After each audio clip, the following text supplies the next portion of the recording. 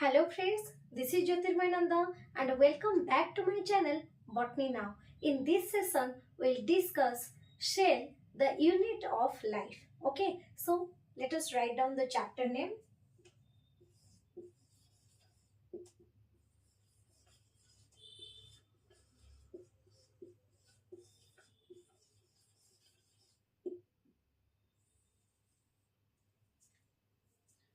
So what is a cell? In our surroundings, we see both the living organisms and the non-living things. Okay, so out of all these things, how the living organisms are made up of. Okay, so the organisms or the living organisms are made up of cell. Cell is the basic characteristics of all the living organisms. Okay, so our first point is cell is the characteristic feature of all the living organisms. Okay, and the cell is called the structural and the functional unit of living organisms. It is called the structural and functional unit of living organisms. Okay, so why the cell is called the structural unit of living organism? Because the cell forms the whole structure of the living organisms. How? So here many cells, they combine to form the tissues,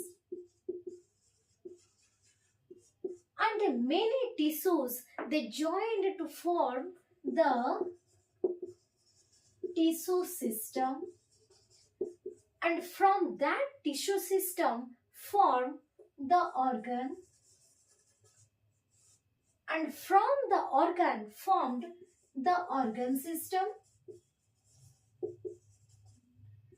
and the organ system combines to form the whole organisms. Okay,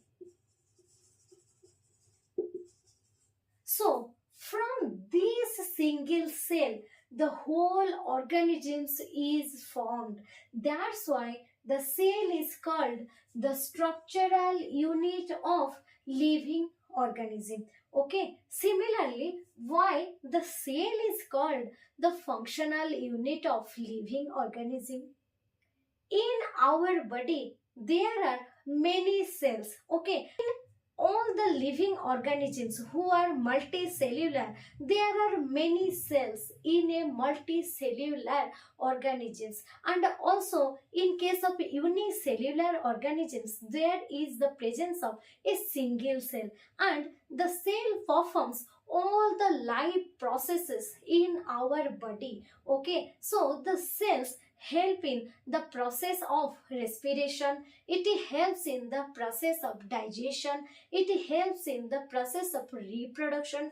Also there are many cells which are help in the process of excretion. Okay, so there are many cells in our body which help in all the life processes. Okay, that's why the cell is known as the functional unit of living organism. Okay, because inside a cell all these chemical reaction, all the activities is taking place. That's why it is known as the functional unit of living organism. Okay, so the cell is called structural because the cell forms the whole organism, and it is called functional unit because inside a cell many chemical reactions are taking place. That's why the term is here. Okay, next come to the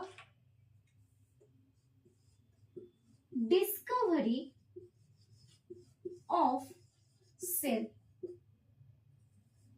Okay, so there was a scientist named Robert Hooke. Robert Hooke observed a slice of a cork of a plant, and the name of the plant is quercus. Okay, what is it? Quercus. Okay, so he observed a thin slice of cork of this plant, that is quercus. Okay, when he observed under the microscope, he found a structure like this. Like this. Like a chamber. Like this.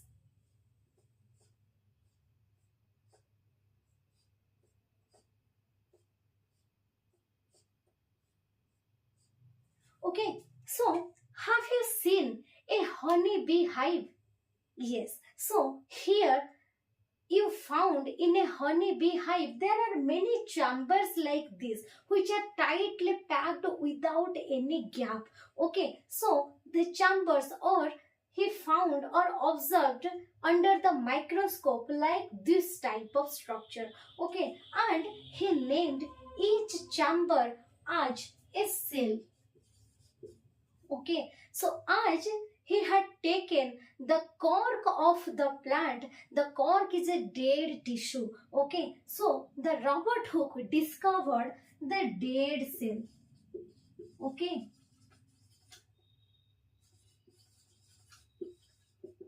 and for the first time the cell was discovered by Robert Hooke. Okay, so if the question will arise who discovered the cell, the answer will be the Robert Hooke. And if the question is who discovered the dead cell, again the answer will also be the Robert Hooke. Okay, so the Robert Hooke discovered the dead cell. Okay, you got clear? Please take a screenshot of this slide.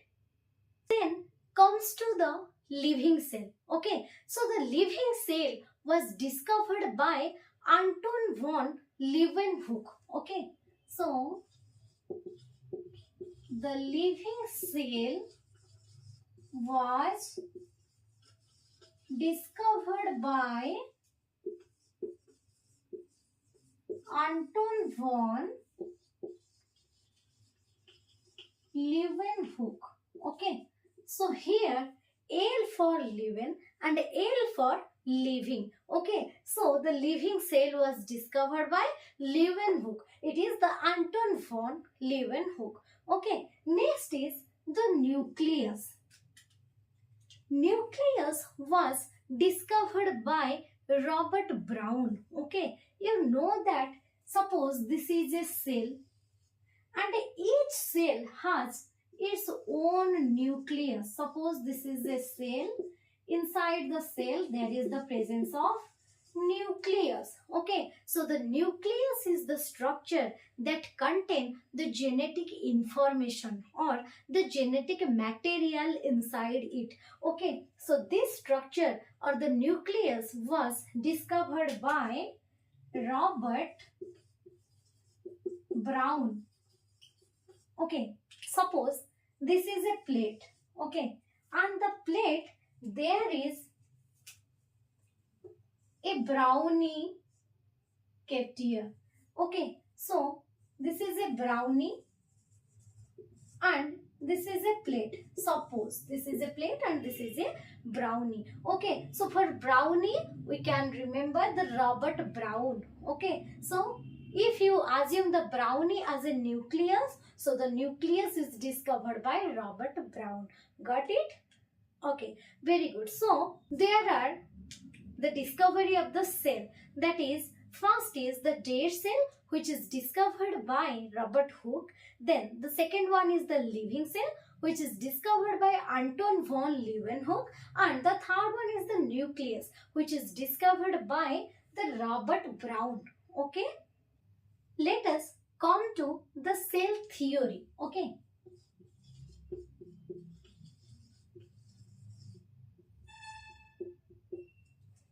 there was two scientists named as Matthias, Schleiden, and another one is Theodor Schwann. Okay, one is the Matthias Schleiden, another scientist was Theodor Schwann. Matthias Schleiden was a German botanist and Theodor Schwann was a British geologist. So how can you remember these two names? See, this is the Matthias Schleiden. So from Matthias there must be a word that is methi. Methi means the fenugreek. Fenugreek is called methi. So methi is a plant. Okay, so for plant we use the term that is botany. So the Matthias Schleiden was a German botanist. Okay, and here there is a word that is Schwann. Schwann is an animal, and for animal we use the term that is zoology. Okay, so the Theodor Schwann was a British zoologist. Okay, so in 1838, Matthias Schleiden took a large number of plants and experimented on it. And he observed under the microscope, he found that the plants are composed of many cells and tissues. Okay, so he observed the plants under microscope and found that plants are composed of many cells and tissues. Similarly, Theodor Schwann also taken the animal cell. Okay, so he took the animal cells and found that a thin outer layer around it. Okay, so when he observed the animal cell, he found a thin outer layer or outer covering around it. Okay, so he named this outer layer as the plasma membrane. What is it? The plasma membrane. Okay, see, and the Schwann bro was very clever. Okay, he started experiment on the plants also. Okay, so when he observed the plant cells, he found another outer layer is present along with this plasma membrane. Okay, so when Theodor Schwann observed the plants also under the microscope, he found another layer is present along with this plasma membrane. Okay, so suppose this is the plasma membrane of a cell.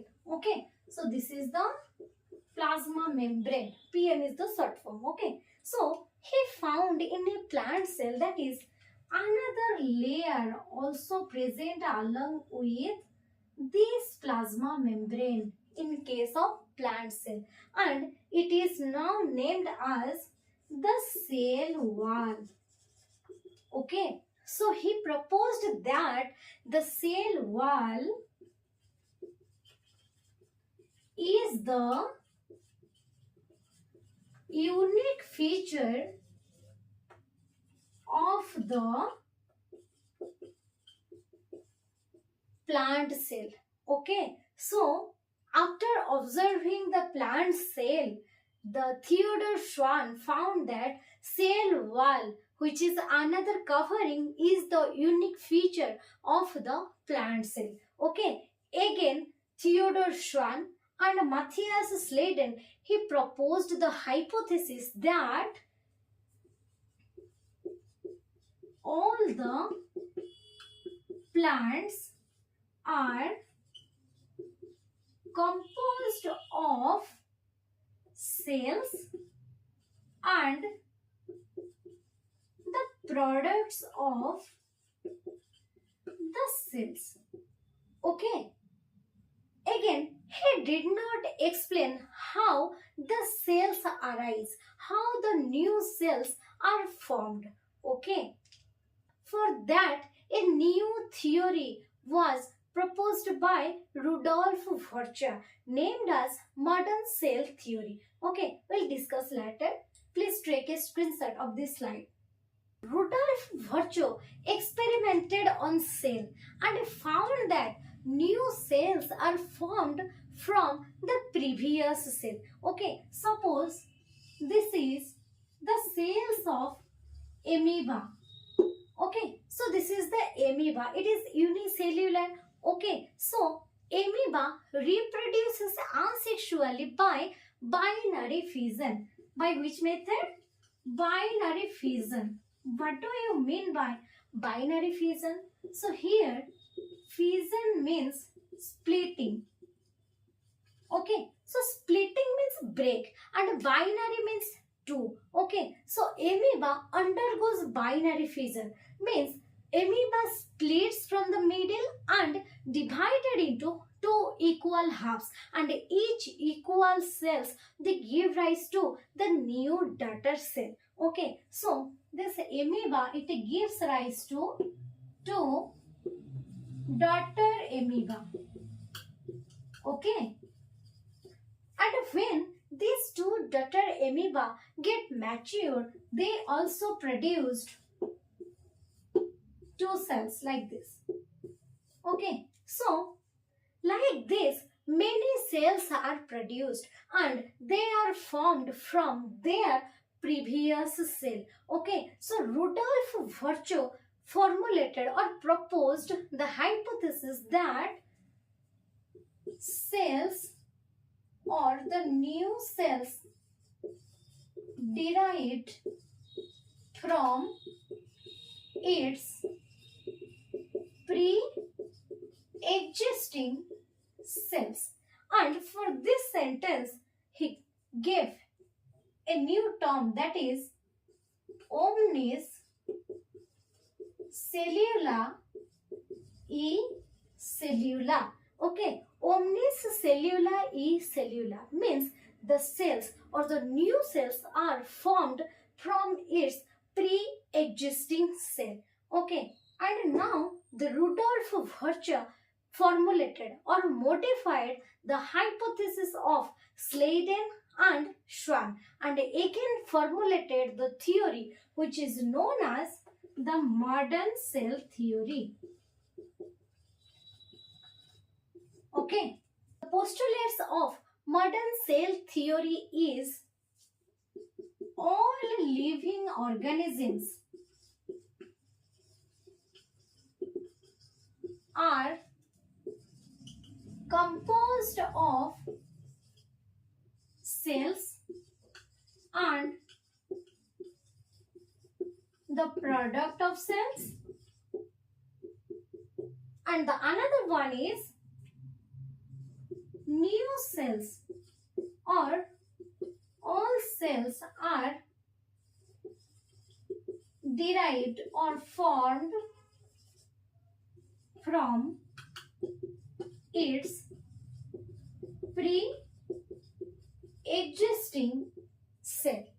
Okay, so these are about the cell theory and modern cell theory. The cell theory initially proposed by Matthias Schleiden and Theodor Schwann, and the modern cell theory was proposed by Rudolf Virchow, and he postulates a new point, that is the new cells are derived from its pre-existing cell which is called as omnis cellula e cellula. Okay, so these are about the introduction to cell and the discovery of the cell and the cell theory. Okay, so if you like the video, please subscribe to my channel, and the key notes of this part is given in the description box. Thank you.